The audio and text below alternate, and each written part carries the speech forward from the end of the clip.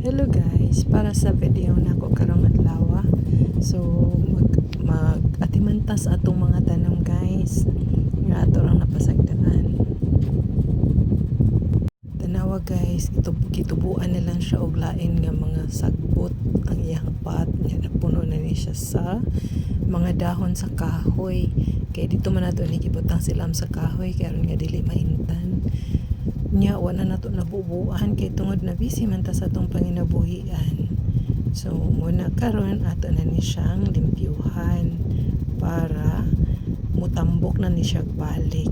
Pero bisan pag napasagdan siya guys, pero nindot lang gyud gihapon ang iyahang tubo. Anawa makita ra ninyo ron ang result. Anawa ning mga kahoy muna ang nanubo niya. So, salamat daytod kayo no sa mga musuporta sa akong video bisan og mga hinungdan ng mga video. Pero naagi hapon mo ga suporta sa ko, daghan jud kayong salamat.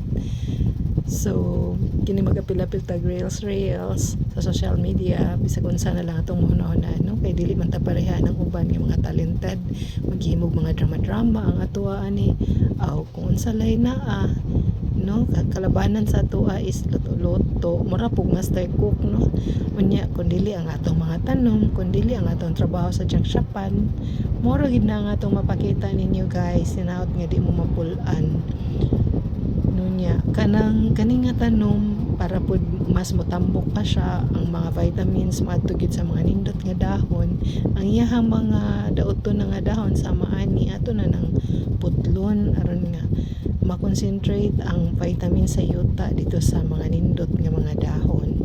So mo na ni siya guys ang result. Tanawa di ba nindot gyapon kayo sa una sa pandemic nga time mahal ni kayo siya. Mahal pa ang palit na ko ani pero karon barato na lang.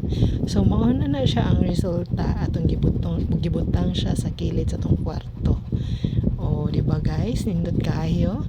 So daghan kaayong salamat usbon ako no sa inyo ang pagtan-aw ug pag-abot ninyo diring dapita sa akong video. God bless.